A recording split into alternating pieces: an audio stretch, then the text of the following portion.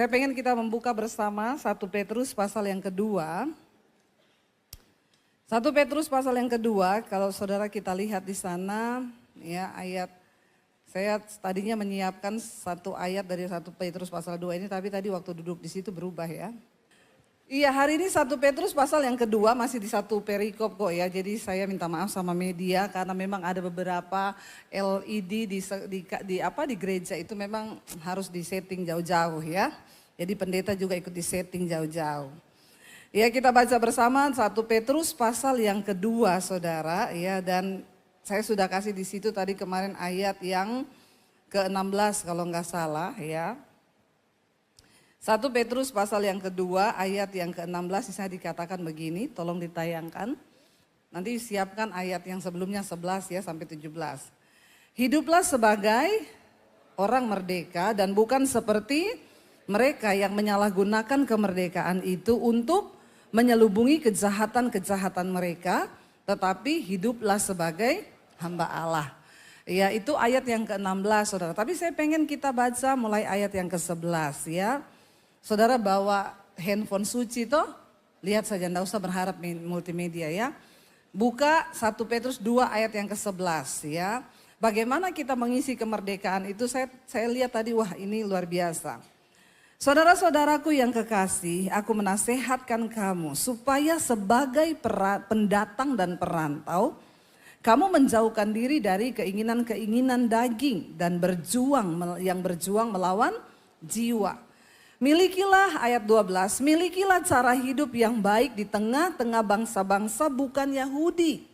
Supaya apabila mereka memfitnah kamu sebagai orang durjana, mereka dapat melihatnya dari perbuatan-perbuatanmu yang baik dan apa? Memuliakan Allah pada hari Ia melawat mereka. Ayat 13, tunduklah karena Allah kepada semua lembaga manusia, baik kepada raja sebagai pemegang kekuasaan yang tertinggi maupun kepada wali-wali yang diutusnya untuk menghukum orang-orang yang berbuat jahat dan menghormati orang-orang yang berbuat baik. Sebab inilah kehendak Allah, yaitu supaya dengan berbuat baik kamu membungkam kepicikan orang-orang yang bodoh. Nah, ayat 16 berkata, hiduplah sebagai orang merdeka dan bukan seperti mereka yang menyalahgunakan kemerdekaan itu untuk menyelubungi kejahatan-kejahatan mereka, tetapi hiduplah sebagai hamba Allah. Hormatilah semua orang, kasihilah saudara-saudaramu, takutlah akan Tuhan, hormatilah raja. Kalau kita semua melakukan ayat ini sudah, Indonesia sejahtera. Amin. Seringkali kita itu terlalu muluk-muluk, jadikan aku Tuhan berkat bagi bangsa ini. BPJS aja nggak bayar. Hello. Nggak bertobat loh saudara. Amin. Walaupun memang pelayanannya agak beda ya. Saya kalau ke klinik itu kita BPJS. Ibu Debbie nggak satu kali belum berdiri, lewat ya Pak Bambang. Loh saya tadi ada Bu, nanti belakangan. BPJS tuh, enggak apa-apa ya, tapi bayar BP supaya kalau sakit tuh nggak bikin repot orang, apalagi pinjem-pinjem sama keluarga, amin. Saya itu banyak melihat loh, sekarang orang-orang sakit tuh ditanggung semua sama BPJS, ya, kecuali sakit hati tidak ditanggung, makanya dilarang sakit, amin. Dikatakan di sana saudara, bagaimana kita mengisi kemerdekaan di atas bangsa ini? Saudara-saudara dikatakan sebagai pendatang dan perantau, maka kamu itu harus menjauhkan diri dari keinginan-keinginan daging yang berjuang melawan jiwa. Ternyata ada keinginan daging yang berjuang melawan jiwa. Siapa yang pendatang dan perantau di Jakarta ini? Angkat tangan. Banyak pasti, toh? Jarang yang penduduk asli Jakarta. Coba yang perantau, pendatang, angkat tangan, gak usah malu-malu. Yang lain ini memang Betawi asli ya. Ngaku-ngaku kau ya. Saudara, tapi dia berkata begini, Petrus itu berkata kepada jemaat-jemaat, ini mereka ini yang di perantauan. Bukan apa-apa dia bilang, karena di sekelilingmu itu banyak orang-orang yang belum mengenal Tuhan Yesus. Kalau engkau hidup baik, engkau itu menjauhi dosa, engkau berjuang melawan keinginan daging yang terus berusaha untuk melawan jiwamu, maka hidupmu itu menjadi berkat. Ternyata bagaimana kita bisa menjadi berkat di atas sebuah bangsa? Ayo kita berjuang mengalahkan keinginan daging yang terus berjuang melawan jiwa. Seringkali jiwa kita ini sudah sehat nih ya. Semua jiwanya sehat kan? Ada yang sakit jiwa? Saudara datang ke sini marah-marah, Anda sakit jiwa loh. Stadium awal. Tapi sakit jiwa. Karena dalam jiwa itu ada pikiran, perasaan dan kehendak. Waktu kau marah, kau sudah sakit jiwamu. Tapi belum gila. Ya, kalau kau terus-terusin marah-marah, nanti kau jadi marah-marah tiap hari, lama-lama jadi gila. Lihat kanan kirimu, pastikan kau nggak sakit jiwa toh. Bilang begitu ya. Kalau lagi marah, cepat berdamai. Orang yang nggak bisa senyum itu sakit jiwa itu. Coba lihat kanan kirimu, ada orang suka nggak bisa tersenyum saudara, itu jiwanya bermasalah. Orang yang nggak bisa menangis juga itu jiwanya bermasalah. Ya, di dalam jiwa manusia ada pikiran, perasaan, kehendak. Waktu kau marah itu kau lagi sakit jiwa. Ayat ini berkata kalau engkau ingin menjadi dampak di tengah bangsa yang banyak orang yang belum mengenal Tuhan supaya hidupmu itu berdampak. Dikatakan di sana, ayo jauhkan diri dari keinginan daging yang berjuang melawan jiwa. Kita ini kan sudah berdoa, Tuhan aku berdoa. Aku arahkan pikiranku pada Kristus, hatiku damai sejahtera. Aku mau hidup kudus hari ini. Itu jiwa kita loh. Iya kan? Tapi tiba-tiba saudara, ada yang bikin kita marah. Ya. Lalu apa yang berjuang melawan jiwa? Jiwamu tadi kan engkau sudah bilang, aku mau damai sejahtera. Aku mau jaga perasaanku damai, aku tidak akan marah. Tiba-tiba kau lagi keluar rumah, ya ada orang mau serempet mobilmu. Itu yang pertama kali langsung kena itu di mana saudara? Jiwa, lalu ada keinginan daging nih yang berjuang. Marah aja, tabrak mobilnya dari belakang. Ya toh? Dagingmu tuh enggak terima. Daging tuh pengen balas yang jahat. Tapi bagaimana kita hidup mengisi kemerdekaan? Ya, ayo taklukkan dagingmu yang terus berjuang melawan jiwamu tuh yang sehat itu. Saudara bingung dengan yang saya ngomong? Atau saudara mengalami? Orang normal akan mengalami ini, benar nggak? Kau jengkel sama istrimu aja, ya tuh kan kita ini kalau jengkel marah kan respon kita beda-beda ya. Tapi itu percayalah ada keinginan daging yang sedang berjuang melawan jiwamu. Tuhan itu bicara kepada kita itu ya ada manusia roh, jiwa dan tubuh kan. Kalau roh kita kuat maka jiwa tunduk kepada roh, daging juga harus tunduk kepada roh. Tapi kalau orang itu rohaninya enggak kuat maka ya semua tunduk sama daging. Lalu yang kita lakukan dosa, hidup kita tidak berdampak, bikin masalah sehingga kedagingan yang menguasai hidup kita. Yang pertama, ya ayo dikatakan di sana jauhkan diri dari keinginan-keinginan daging yang akan berjuang melawan jiwa. Ternyata keinginan daging kita ini terus berjuang melawan jiwa. Karena di jiwa itu ada tekad kita, saya mau hidup kudus. Tapi daging ini percabulan, kenajisan, hawa nafsu, nafsu jahat, iri hati, amarah, dendam, kebencian itu dalam daging. Itu terus berjuang melawan keinginan jiwa kita. Makanya kita harus berdoa sungguh-sungguh saudara. Apalagi ini sudah mau kiamat ya. Mau ada gempa besar ya. Nggak usah tanya ibu mau lari di mana, mau lari di mana. Ya lari di hadirat Tuhan. Nggak usah lari kemana-mana. Lari di hadirat Tuhan. Kalau memang belum waktunya mati, kita nggak mati. Amin. Nggak usah mukanya tegang begitu. Bilang amin aja susah loh. Percaya kalau belum waktunya mati, kita nggak mati. Itu tsunami di Palu saudara. Setelah pesawat komersil buka pertama saya pergi ke sana. Kita bikin 1000 paket sembako dari Kota Poso dibawa ke Palu karena ya memang parah sekali. Lalu ketika pertama kali ada pesawat terbang kami berangkat satu tim ke sana. Waktu itu di sana masih banyak mayat-mayat ya. Lalu saya pergi ke satu tempat yang di situ itu tempat tanahnya itu muter dari bawah itu ya likuifasi tuh. Jadi saudara di satu tempat itu perumahan waktu kami datang itu udah hilang semua rumahnya. Tanah itu tiba-tiba dari bawah saudara seperti digulung. Lalu yang ajaib yang saya lihat itu tanah yang tergulung-gulung itu berhenti di salah satu rumah sakit ibu dan anak. Jadi dia bergulung gini, dia lewati rumah sakit itu dia putar ke belakang begini saudara. Lalu di sana dia sambung, jadi rumah sakit ini aman. Saya tuh jadi penasaran kenapa ya ada sesuatu dengan rumah sakit ini. Nggak mungkin kalau nggak ada sesuatu sampai itu ajaib loh. Tanah itu berputar, lalu berhenti di samping rumah sakit, lalu dia muter ke samping begini ke belakang, lalu di sana lanjut lagi. Saya tanya saudara sama teman saya di Palu, ini apa ya? Ini rumah sakit ibu dan anak bu, tapi ini yang punya anak Tuhan.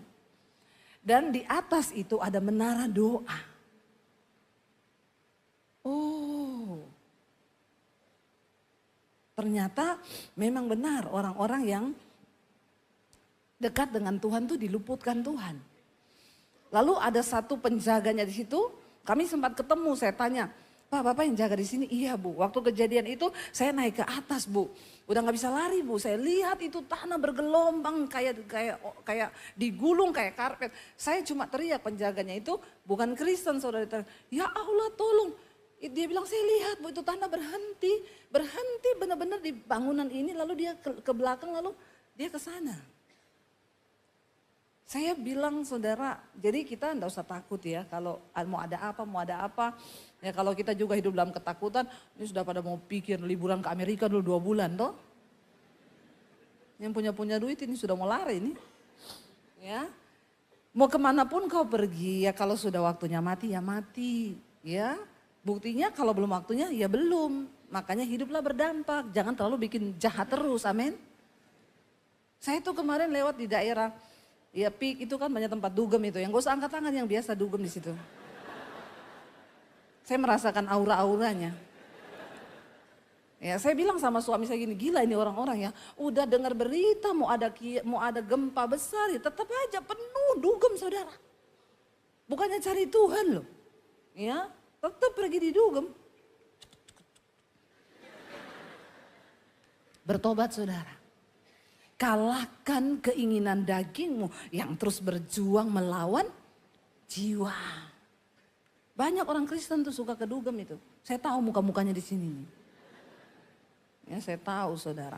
Lalu ayat yang berikutnya dikatakan, milikilah cara hidup yang baik di tengah-tengah bangsa yang tidak mengenal Allah. Ya, ada begitu banyak di sekeliling kita orang-orang yang tidak seiman dengan kita. Bagaimana supaya mereka bisa memuliakan Tuhan kita? Ya hidupmu itu harus berbeda, amin. Ya, supaya mereka memuliakan Allah. Oh ya ampun dia sekarang beda ya.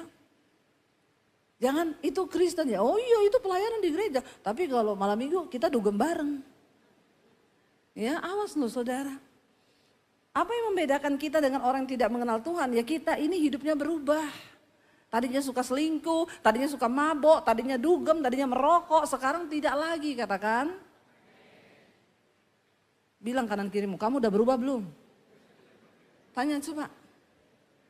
Ya, enggak usah bilang kanan kirimu Tuhan baik, udah tahu itu. Semua juga orang tahu, ya. Bilang tanya kanan kirimu, kamu udah berubah belum? Apalagi suami istri lihat-lihatan. Udah berubah belum kau? Jangan berantem di sini tapi. Dikatakan miliki cara hidup yang baik. Ya, lalu ayat yang ke-13 berkata, tunduklah karena Allah. Karena Allah. Kenapa kita harus tunduk? Karena Tuhan. Amin. Enggak peduli mau seperti apapun tunduk dikatakan kepada raja. Karena siapa? Tuhan. Saya tuh banyak lihat orang Kristen jelek-jelekin pemerintah, jelekin presiden. Kita tuh harus berdoa loh saudara. Enggak gampang loh jadi presiden itu. Saya tuh kasihan lihat kalau Pak Jokowi itu aduh kayaknya enggak tambah gendut tambah kurus. Bener mikirin negara itu enggak gampang loh. Ya, mikirin gereja aja enggak gampang apalagi ini mikirin bangsa. Mau luruskan bangsa ini tuh tidak mudah. Makanya Alkitab berkata, ayo saudara dikatakan tunduklah ya. Coba kita lihat, tunduklah karena Allah. Ya supaya apa? Tunduklah karena Allah kepada semua lembaga manusia. Baik kepada presiden sebagai pemegang kekuasaan yang tertinggi maupun kepada wali-walinya. Ya, tapi itu wali-walinya itu begini-begini, nggak peduli. Karena Tuhan suruh kita tunduk, maka kita harus tunduk. Jangan jadi orang Kristen yang ikut jelek-jelekin. Ya, kita ini bangsa ini sudah menang dari penjajahan, tapi belum menang dari keangkuhan, egois.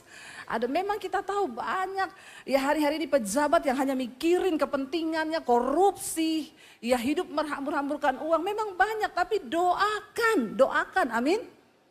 Ya, doakan supaya dia bertobat. Kalau nggak tobat ya serangan jantung lah. Biar bangsa ini bersih, amin. Kita kan cuma bisa berdoa, Tuhan, ya pejabat-pejabat ini lawat Tuhan, beri roh takut akan Tuhan. Kalau nggak mau tobat hajar Tuhan, iya toh. Daripada saudara bikin status nulis jelek-jelekin apa segala macam, tunduk saja kepada presiden sebagai pemegang kekuasaan tertinggi dan juga kepala wali-walinya. Doakan saudara. Doakan Tuhan zaman nih pejabat ini supaya dia bertobat Tuhan, korupsi terus. Ya, kalau dia nggak mau tobat, hajar Tuhan dengan caramu. Ya kita nggak tahu cara Tuhan menghajar tuh, karena kita nggak bisa. Tapi Alkitab bilang kita suruh tunduk. Ya suruh tunduk sama pemerintah ini, tunduk karena siapa? Tuhan. Saya lihat ada anak Tuhan kirim di grup semua anak Tuhan. Ya ini gara-gara si presiden ini nih gini. Saya bilang kamu tuh anak Tuhan loh. Alkitab bilang kita tuh tunduk. Ya doakan. Nggak usah jelek-jelekin, belum tentu juga kalau kau jadi presiden bagus, benar nggak? Sok kadang-kadang ya, memang penonton tuh lebih jago daripada pemain. Lihat tuh orang kalau nonton bola, harusnya ke kiri, ke kanan, padahal coba kalau kau yang main. Ini orang Kristen ini banyak cuma jadi penonton saja. Ya penonton komennya tuh nggak karu-karuan. Bagian kita tunduk lalu doakan. Dikatakan tunduk kepada semua lembaga, ya dikatakan di sana maupun kepada wali-walinya yang menghukum orang-orang yang berbuat jahat dan ya menghormati orang yang berbuat baik. Doakan supaya hukum di Indonesia ini tidak muncul terbalik, amin. Memang beda sih juga Indonesia ini kita perlu berdoa. Ya kita kalau di luar negeri, maaf ya saya bukannya mau pamer-pamer saya ke luar negeri ya, bukan ya nak ya. Jangan ya nak ya. Jadi saudara, ya saya itu ya kita di Hong Kong nih ya saudara, mau nyebrang jalan lampunya nyala. Teman saya bilang berhenti. Awas loh jangan sampai maju. Ini cuma jalan kaki. Kenapa? Saya lihat dengan mata kepala saya orang India depan kita ditahan. Langsung situ suruh bayar denda. Itu dendanya kalau dirupiahkan 8 juta. Oh iya, jadi di sana kalau naik mobil itu kita lihat kalau lampunya sudah kuning injak rem. Kalau di Indonesia kuning injaknya apa? Tuhan. Ampuni Tuhan, rusak ini. Bangsa ini memang benar-benar. Padahal kan kuning itu sebagai tanda berjaga karena sebentar lagi mau berhenti, mau merah. Ini kita punya pemikiran nih memang Indonesia ini ya saya tidak tahu ya. Jadi kita juga kalau ke luar negeri hati-hati banget. Suami saya nyetir di New York. Jangan ya nak ya. Jangan ya. Bukan sombong ini. Lalu gembalanya di New York, Pak hati-hati Pak, hati-hati. Bapak kalau udah masuk Manhattan itu crowded Pak, hati-hati jangan sampai melanggar. Kita udah deg-degan saudara, masuk Manhattan, suami saya bilang, mana ya crowdednya ya? Terus, crowded kan Pak? Kata suami saya biasa di Ciledug Raya Pak. Astaga Ciledug Raya, dia belum pernah nyetir di Ciledug Raya. Ya, itu jalan paling uji kesabaran di dunia. Ya, udah macetnya kayak gitu, tambah proyek galian tiap tahun. Itu taman ya, udah bagus kan, saya bilang sama suami, udah bagus taman ini. Tapi lihat saya besok dibongkar nih, bener. Udah bagus, besok dibongkar. Saya tanya sama teman saya, itu taman kenapa udah bagus dibongkar? Untuk penyerapan anggaran Bu. Oh, iya kalau nggak dibongkar nggak diserap. Berdoa buat bangsa ini, amin. Biar tidak banyak penyerapan-penyerapan yang begitu. nih, saya bilang udah bagus dibongkar. Benar, selesai satu proyek galian, bulan depan ada lagi galian. Saya tanya ini apalagi kenapa nggak dibarengin kemarin galiannya? Ya, tapi ya begitu itulah saudara. Jadi kita ini hati-hati, tapi puji Tuhan lah sudah terlatih di Indonesia ya. Cuma memang hati-hati, Pak, hati-hati di sini ya, kalau lampu sudah kuning Bapak mending injak rem. Walaupun masih jauh injak rem Pak. Bapak kelebihan sedikit saja itu dendanya minta ampun. Jadi kita di sana lampu kuning injak rem. Ciii, masih lama berhenti. Berhenti baru merah, ting. Indonesia kuning, injak gas. Pas dia lewat sudah setengah merah. Begitulah saudara ya. Aduh, saya pernah di Solo sama teman saya ya, dia yang nyetir perempuan. Bu, kuning, enggak ada polisi. Dia injak gas saudara. Dia bilang enggak apa-apa, enggak ada polisi, gasken. Akhirnya dia injak gas, memang kita melewati lampu merah itu aman. Setelah melewati 2 pos polisi, di sebelah sana polisi keluar dari pohon-pohon. Polisinya itu keluar gini. Dia tiprit, suami, akhirnya teman saya rem, cit. Maaf Bu, buka kaca. Ibu tahu kesalahan ibu, saya bilang, saya tahu Pak kesalahan saya. Yang saya tidak tahu Bapak tadi di mana. Karena tadi kita cari-cari Bapak tidak ada.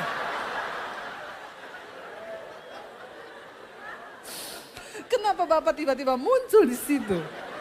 Bapak punya ilmu, ingat kata Sumbokong, dia siluman ayah. Oh ternyata siluman. Ya sudah akhirnya atur damai. Saya bilang sama teman saya, ibu juga tadi kan saya sudah bilang berhenti. Lah tadi kan nggak ada polisinya di pos itu. Ya begitulah saudara. Ya. Nggak bisa Yura. Jangan ya. Ya. Jangan saudara, biar tidak ada polisi bilang nggak bisa Yura, nggak bisa. Nanti dia sembunyi di depan Yura. Jangan mau ya, amin. Mari kita ini jadi anak bangsa yang tunduk saudara. Bukan hanya karena dilihat orang. Ya, bukan hanya karena ada polisi di situ. Ada polisi, tidak ada polisi, ada lampu, amin. Kalau lampu aja kau nggak bisa taati, bagaimana kau tunduk kepada firman Tuhan, amin. Karena Tuhan bilang kalau kepada manusia yang kelihatan kau tidak bisa tunduk, apalagi Tuhan yang tidak kelihatan. Makanya nih orang Indonesia ini kita nggak usah bicara yang wah-wah yang apa, motor kasih kaca spion, amin. Banyak yang nggak pakai kaca spion, ditangkap polisi, kenapa nggak pakai kaca spion? Saya pakai telepati. Ini kau pikir dunia kebatinan atau apa ya? Ini bukan dunia maya, kau itu nyetir di dunia nyata. Ya kalau kau ditabrak itu bahaya. Ayo saudara kita ini mulai tertib lah ya, bayar BPJS, bayar. Ya jangan, ada teman saya Bu, saya ini mau operasi anak. Kan pakai BPJS, masalahnya BPJS itu tidak dibayar Bu. Lah terus sekarang sudah nunggak 15 juta, ya bayarlah ya. Enggak, saya mau pindah ke rumah sakit lain. Saya bilang biar kau mau pindah kemana, tetap aja kepantau. Dia pindah bener. Jadi Bapak gini, pilih bayar 15 juta atau 150 juta buat operasi anak. Iya bayar 15 juta. Ya akhirnya pinjam kanan kiri. Kenapa? Enggak tertib hidup. BPJS kalau dibayar tiap bulan kan murah kan? Amin. Enggak usah bicara mau jadi dampak bagi bangsa ini. Mau apalah mau pengkhotbah bagi sembako di panti asuhan, pret.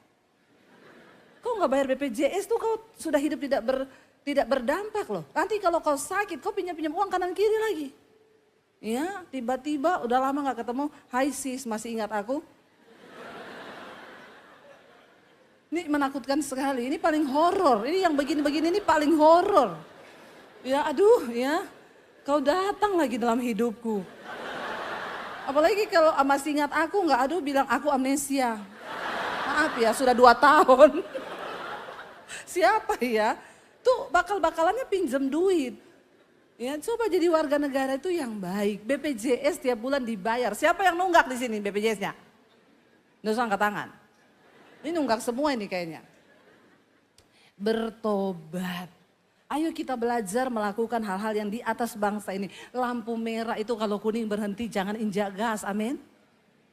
Iya, jemaat NDC ingat ya, taruh di otak ya. Kuning, injak rem, amin. Jangan kuning, injak gas. Itu bahaya saudara. Ya, dari perkara-perkara kecil ini kita bisa belajar. Di sana dikatakan, ayo saudara, supaya apa? Kalau kau tunduk kepada pemerintah, kepada lembaga-lembaga pemerintah, ya dikatakan sebab inilah kehendak Allah, yaitu supaya dengan berbuat baik kamu apa? Membungkam kepicikan orang-orang bodoh. Karena banyak orang yang bodoh di dunia ini. Orang bodoh itu sudah nggak bisa dilawan. Sekarang saudara juga harus ya bermedsos itu harus bijak. Ya karena di Indonesia ini memang kebablasan. Itu aplikasi TikTok dari China, tapi di China dilarang, di Indonesia boleh.